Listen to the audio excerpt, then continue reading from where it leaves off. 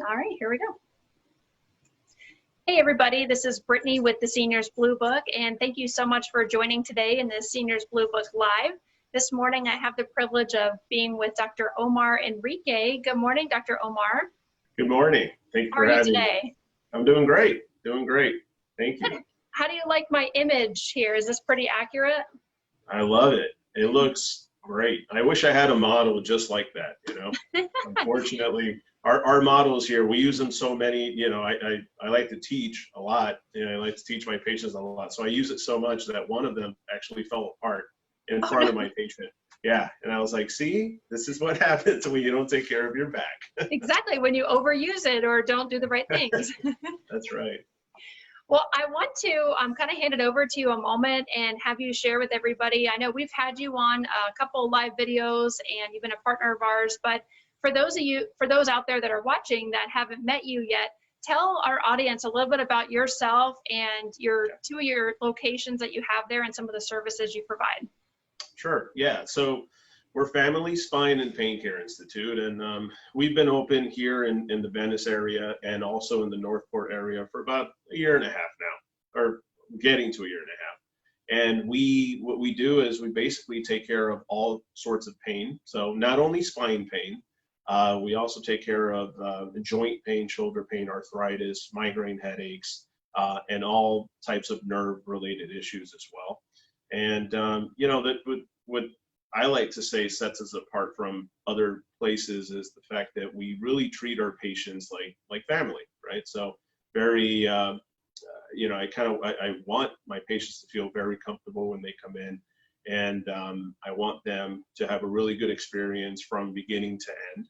And like I said, like I had mentioned before, we educate a lot, so I do spend a lot of time with my patients so that they understand exactly what's going on. And so we do have two locations. We have the Venice location, and then we have the Northport location as well. Awesome. And with that, you know, you have your locations where people can come in, of course, and get their treatments or procedures done. But how about with all the changes in the world the last several months, are you doing any kind of telemedicine, or have you kind of switched over to that as well for that as an option for your patients? Absolutely, yeah. Now with this whole virus situation, you know, everything has changed. And what we're doing, we're taking all the necessary precautions to keep all of our patients safe. But one of the things that, of course, we're offering is telemedicine and also even telephone visits. And so our policy, though, is, you know, if you're a first patient, first consultation, it's always a good thing to come in, get a physical examination done so that, and have a really good explanation of what's going on and why you're having the pain.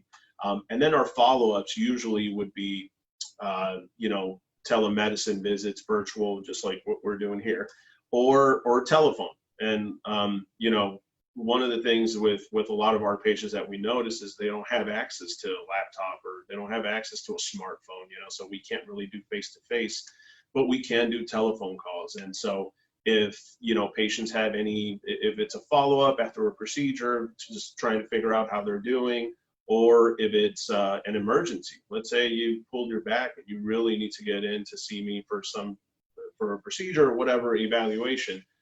We can definitely just go ahead and do a quick telephone visit. I ask, you know, very quick questions, simple questions to answer, and then from there we can figure out what to do. So, you know, and that way you don't have to come in here and, you know, if you're afraid of getting exposed with the COVID, you know, we can just kind of do it at the comfort of your own home. But that being said, too, here in the clinic, we are implementing a lot of rules, right? And so we want to make sure that in our waiting room, we don't have more than, you know, hopefully no more than 2 people there or 2 patients there. Everyone's pretty much roomed very fast and efficient. We've separated our time slots as well so that patients aren't waiting for too long. And everyone wears a mask. They get temperatures taken. There's a questionnaire that needs to be answered. So, I mean, everything is clean just like it was before. Everything's cleaned after all the patients leave and everything. But, you know, I just want to make sure that we're keeping our patients safe. So, and I want our patients to feel comfortable when they're in here as well. Absolutely. Well, I know that one of the biggest, I guess, chronic types of pain or things that people deal with is arthritis. Right. And with arthritis, obviously, that's probably something pretty common that people come in for your help with. Can you kind of define what arthritis is and what are some of those treatments, whether they're common or some of the unique treatments that you've done with your patients to help them with their arthritis? Yeah. So, and we see a lot of arthritic changes here in our profession, especially here in Venice and in Northport. Arthritis is typically a degeneration of the cartilage that separates so basically a joint, right? So what a joint is when two bones meet, right? And right in between there's cartilage and fluid. And so it allows you to kind of do different types of motions and movements. So you have your shoulders and the elbows and the fingers. And then in the spine, you also have joints from the head all the way down to the sacrum, which is in the lower back. And so with arthritis, what happens is there's wear and tear in that cartilage and it dries up. And then what happens is you end up getting bone-on-bone action that occurs. So most patients that have arthritis, and I'll focus more like, let's say on lower back pain or neck pain, typical low back and neck pain arthritis would be something that's more of a deep, aching, dull pain. But the one thing that I do want patients to understand is that arthritis in the spine is different than arthritic pain in the spine is different than arthritic pain in the shoulders or in the knees, right? So if you have pain in the shoulder, you move it, it's like, okay, there it is, I know it's there. Arthritis in, let's say, the neck can radiate. It can refer to different places. And so patients will wake up in the morning, they'll have stiffness, they'll have deep aching pain. It's like, oh, I got to move around and maybe stretch out a little bit for things to get better. But sometimes when they don't, it can migrate up, towards the back of the head, causing headaches. It could even migrate into the shoulder region. In the back, it will go right across the lower back. Sometimes it can go into the gluteal region as well. So radiating pain or referred pain from arthritic changes is very common. And so I get a lot of patients that say, well, it's my sciatica. It's my sciatica, it's my sciatica. Well, it could be, but the most common thing that can happen is the fact that, your body has gone through a lot, right? So depending on what your risk factors have been, if you were in construction work or if you were an athlete or whatever it is, if there's a lot of shock going on in that spine, you're gonna develop arthritic changes. It can exacerbate arthritic changes to develop earlier, basically.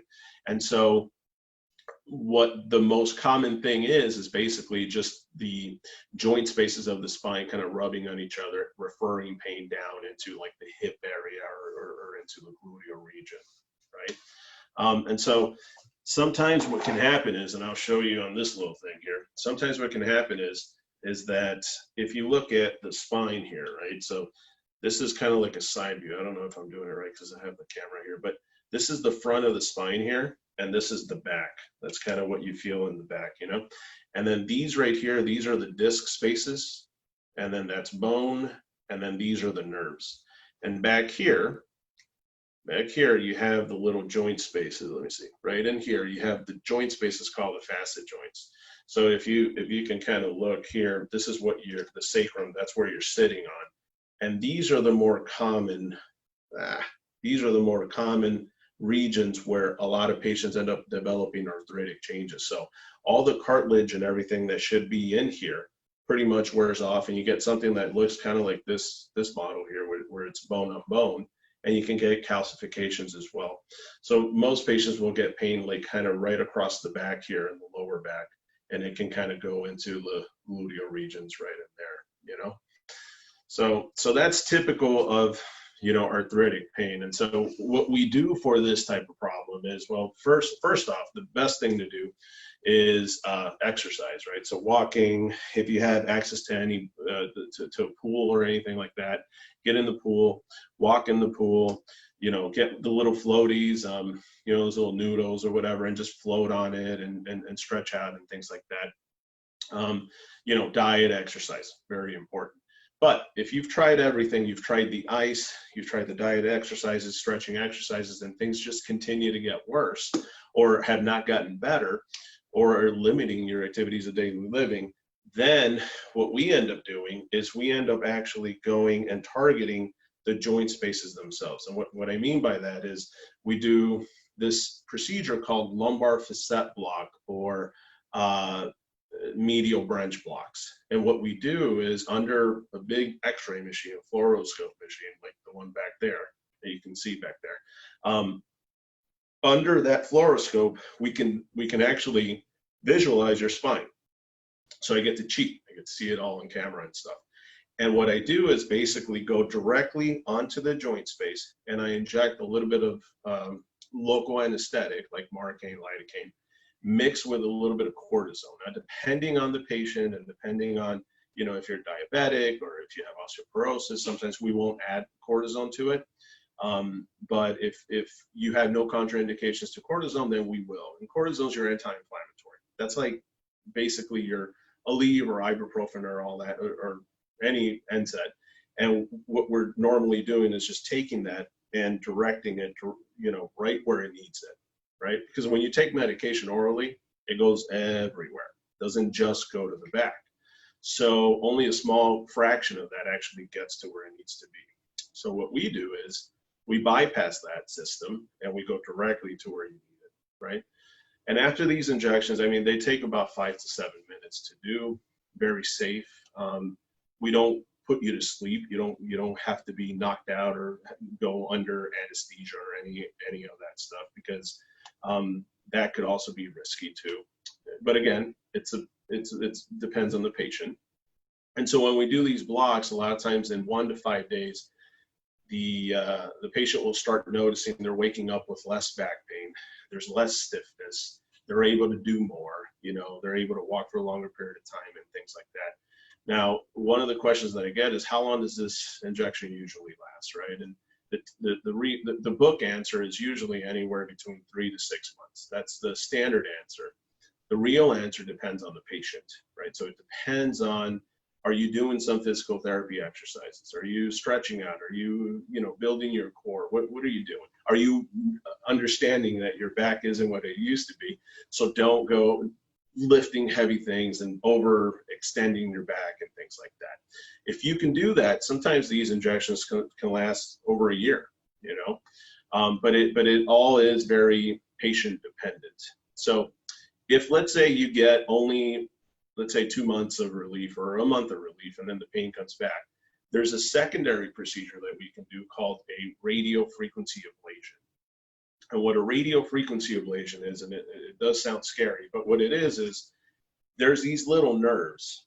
There's these little nerves that kind of wrap into the joint space from these big nerves. There's a little branch of a nerve or sensory nerve that goes right into there. And so instead of us going in with a needle and blocking the nerve, we use a specialized needle where the tip of the needle generates heat, and we go directly right on that nerve and we zap it. We deaden the nerve. And we typically will do about 4 nerves in each side in order for us to actually target 3 of the joint spaces, which are the more common ones that cause this, pain kind of across the back and then the gluteal and all that stuff. And typically, patients will get anywhere between 6 months to about 2 years of relief, right? So you want to do the injections and make sure that you do get greater than 50, 70, 80% relief or 100%.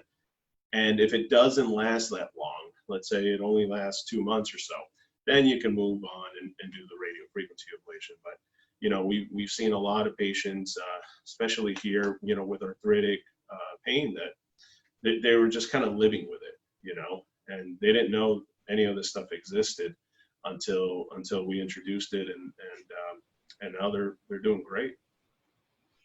Do you have, is it for the most part a certain age group for patients, or do you also see patients that come in that are younger with these types of, aches and pains that are arthritic?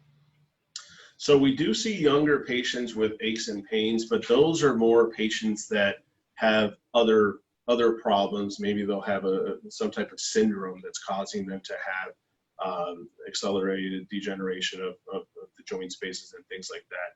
Or they have, things like rheumatoid arthritis, you're looking at 40 years, 50 years of age.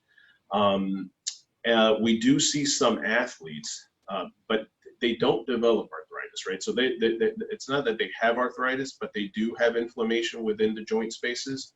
For those athletes, though, what we end up doing is mostly injections, because you don't really want to go in there and start kind of going in there and detonating nerves, because they are so active that you don't want any of the muscles or anything to kind of atrophy. One of the things that happens when you do a radiofrequency ablation is there's a little muscle here called the multifidus. And the multifidus, it's a very, very thin muscle.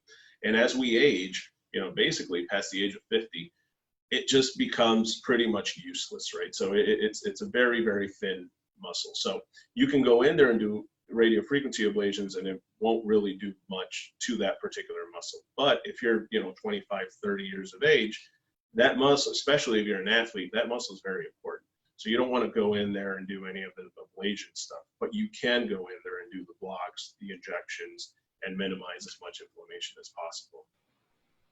I was kind of figuring the treatments may be a little bit different depending on, again, if this is just to kind of let somebody be more comfortable throughout the day, or if it is something like an athlete coming in and, right. Trying to continue their career or, or their Exactly. hobby. Yeah. And there's other things you can inject, for athletes, let's say. There's other things you can inject, like there's PRP, platelet-rich plasma. We've all heard of those. And stem cell injections and things like that, which, in athletes, a lot of them are doing it, and it helps. But you have to also put in the physical work, right? You have to be able to take care of yourself and do all the physical therapy exercises that will help rehab that whatever particular problem they have, right? So in athletes, we see more hips, shoulders, knees, not so much the spine unless they get, they truly get injured, that's different. But we see more of the extremity, injuries more so than the spine injuries. Absolutely. Well, I like the first thing you said, which is get in your pool, because that sounds like a good way to exercise and a good way to kind of Yeah. work in those joints. And I think a lot of us in Florida have access to that, so it's a good starting point. Yeah, I mean, anything, just move, get active. That's the most important thing. But what I'm here to do, and what we do here, is basically allow you to stay active, right? We allow you to, you're golfing and you can't golf because of your back pain or your neck pain or whatever it is. Well, come over here and we'll take care of that, and then you can go back and golf, or you can go back and play tennis, or you can go back and do whatever it is that you normally like to do. The one thing that I don't like doing is, or I don't like seeing, is patients or people that, they had enjoyed doing, let's say golf. They've enjoyed playing golf for quite some time, and then they pull their back and they think it's going to go away, and it doesn't go away, but then they just kind of learn to live with it. And then they stop playing golf, and then they stop going out, and then they, and so they're at home not doing much. And so things just kind of start to escalate and dwindle down. And so their muscles, the muscle tissues, they start to atrophy and they get weaker, and they just continue to get worse. So we want to try to get to a point where, okay, you pull your back, you tried whatever you could for 6 weeks or so, tried therapy, whatever. And if it hasn't worked, then come over and we can help you get back on track, and that's basically what we do here. Absolutely. Well, I know everybody who's tuned in and watching this, it truly appreciates the information. It's all very, very helpful. And right now, it's very useful because a lot of us are working from home. A lot of us are obviously, just everybody in general, not going out as much or moving as much. So remember to keep moving, as Dr. Omar said. Yeah. Keep on moving. And is there any other last words of advice that you'd like to offer those that have tuned in to watch this? Yeah. So, well, a couple things now with the whole COVID thing, and I know everyone's kind of, that they're scared to go out and get medical attention. Don't be scared. Everyone's doing what they have to do to try to keep you guys safe, to try to keep our patients safe. I mean, you guys are the most important thing, right? And so everyone has pretty much a good standard protocol. So if you have any emergencies, or let's just talk about pain, because I'm a pain doctor, but you know, if you fall, you slip, you fall, you have severe pain in the back, some sciatica type of problem, don't just sit there not doing anything. Give us a call, you know, call me and let us know what the situation is, and then we can try to get you in as soon as possible. And the other thing is, everything that we do here, we do in our facility here in office. So we don't do our things in hospitals or in surgical centers or anything like that. So everything is very well controlled here. Everything is kept nice and clean. And so I have the advantage that I have all my equipment here. And so if there is an emergency, or if you need to be seen right away, or if you need some type of injection or something to get you through, and we can do that, we will do it as soon as possible. You know, so you're not going to be waiting 2 weeks, 3 weeks, 4 weeks to get some type of care, because when you're in pain and you're waiting 2 weeks, 2 weeks is a lot, you know. But we try to get everyone in within 48 hours if it's an emergency situation, you know. And if it's not, you know, we try to be reasonable. I don't like my patients waiting more than maybe a week and a half. 2 weeks is too much, you know. So don't be afraid. Give us a call. And, you know, and if you're one of my patients and you need a follow-up, again, just call. Not a problem. Awesome. Well, thanks again for your time. I really appreciate you spending your valuable time with us on this Seniors Blue Book Live. And if there's anything that we can do as Seniors Blue Book for those that have tuned in, please reach out to us. But please, please, please, if you're having any type of pains or questions about pains for you, your loved one, reach out to Dr. Omar. He's amazing. Him and his team, his family that are running their business are all incredible people. So feel free and comfortable to reach out to them, and have a great day. All right. Thank you so much.